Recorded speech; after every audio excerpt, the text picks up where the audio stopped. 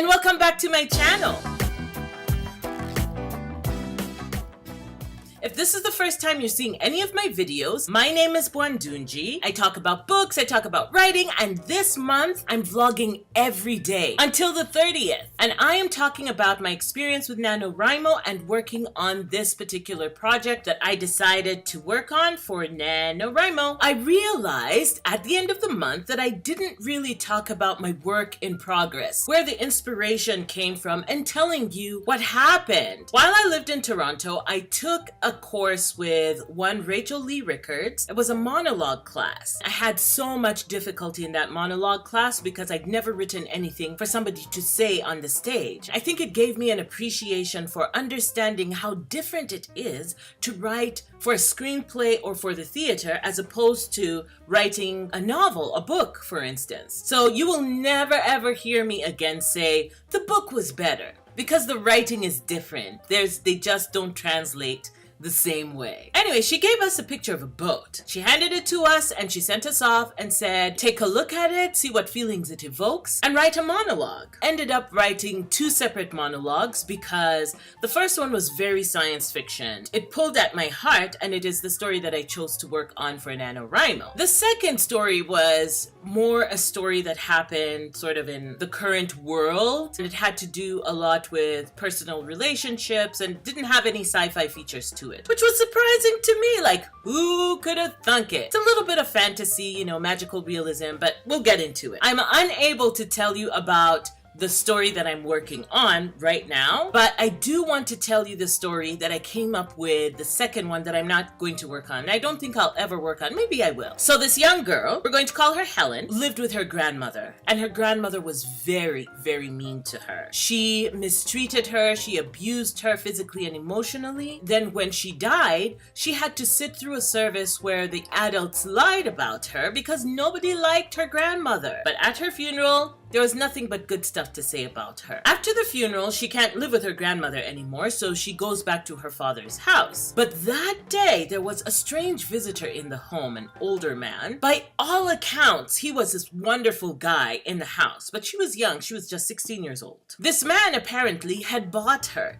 He had paid her parents money to take her as a wife. That day, she did not have time to sit with her siblings or say goodbye to her parents properly, any of that. She came in from the funeral, sat down, met this guy, and he drove off with her. He takes her to his house, which is a large but old house, like a place maybe where he was born or his father was born. It's got that kind of history with creaking floors, and it makes surprising noises in the middle of the day or late at night. It is an old house full of history. And he sits her down and he tells her, you are here to bear my children. You will not treat them as though you were their mother. And she tried to say something to him. He slapped her right across the face and told her that her opinions were not necessary. Anyway, I was setting up the scene so that she could be, you know, this oppressed person who does not know how to fight for herself. So she goes and she lives in this house because obviously she has no recourse. She cannot go back home.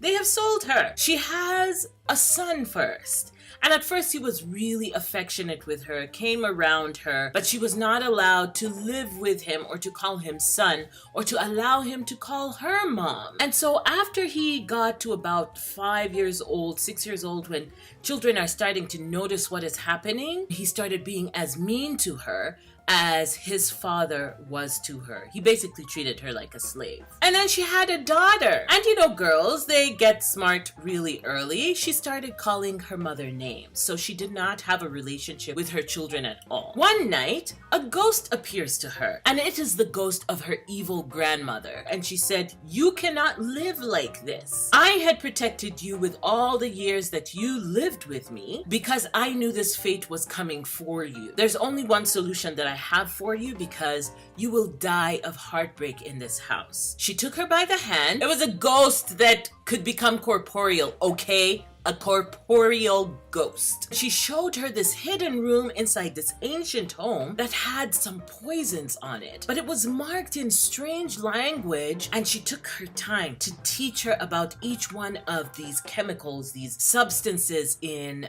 this hidden room. Because she couldn't stand it anymore, she couldn't stand her life, she went ahead and poisoned her children and poisoned their father and left their dead bodies in the house, walked out, and when she got to the lake, there was a boat that was waiting for her, and she was off to find herself a new life. Now, of course, that story is not the kind of thing that I write on a regular basis, unless you've read my book on Wattpad, in which I write sort of my observations of humans searching for relationships with one another. I have one of those books out there. Check it out. It has some of my flash fiction. It's not typical of the work that I usually produce, but it was an interesting challenge to have, and I'm glad that I did it. It was just a picture of a boat on the water, and I hope I'll be able to find it online, but if I don't, I'll put up something similar or draw it myself.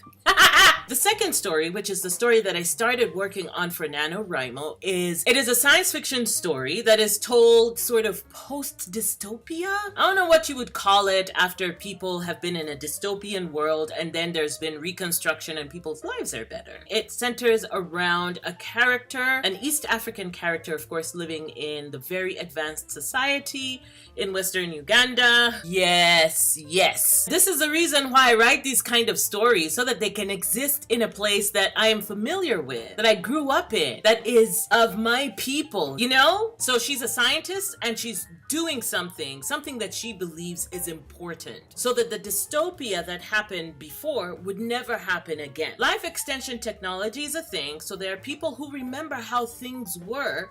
She runs into some problems getting her project completed. In order to complete it, she makes some choices that are not wise choices, and it plunges her into a world, an underworld that she did not even know existed. She learns through interacting with these people that the reconstruction after dystopia did not touch everybody's lives. I think it's also born out of this notion that there will always be a class of people for whom technology and advancement never touch. They will always sort of be considered underclass, and they need to find a way to survive. And through this story, she is going to learn about herself, learn more about the world in which she existed, oblivious to other people's sufferings. That is my work in progress. I'm so excited about it because it takes place a protracted amount of time, but in a wide space, so it feels kind of saga-y.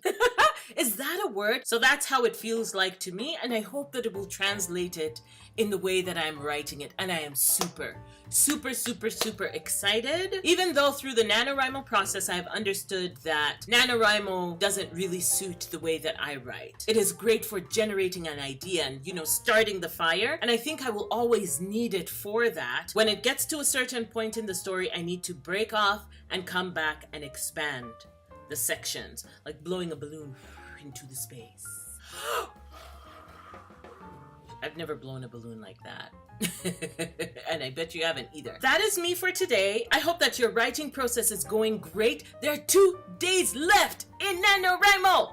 It's exciting, but I'm hoping that we will continue with this fire. I know I'm going to. I have some big plans. Huge plans for the things that I'm going to be doing. And in the month of December, I'll be continuing some things that I had wanted to do before, which is study literature in order to understand how to make my own stories better. And the first book that I'm going to be studying is called The Insatiable Machine, and it was written by Zoe Robertson and Jessie Life. I'll have all the information for that book in the description box below. It is actually a very interesting tale, and I love some of the language that they use in the book. I've not finished it yet because of NaNo. I couldn't touch anything else and have like pieces of other people's stories in my brain. I needed to sort of cleanse myself of other people's stories. Do you ever feel that way? Like holding multiple stories in your head may affect the way that you're telling the particular story you're telling at that moment. If you do, Let me know in the comment section below. The other reason why I'm choosing this book is I love debut novels. I love being able to imbibe their desperation for telling a good story. Tell me some of the things that you're working on. What was your work in progress for November? Even if you weren't doing NaNowrimo. What was your WIP? What were you doing? So that's all I have for you today. If you have not yet subscribed, go ahead and hit that red button and subscribe. Oh, and don't forget, tomorrow I will be hosting the last write-in of the month, specifically set up for NaNowrimo. But like I said in my previous videos, I will be hosting write-ins every Tuesday until I can't. Take care of yourselves. Don't forget to like and comment and share. Bye!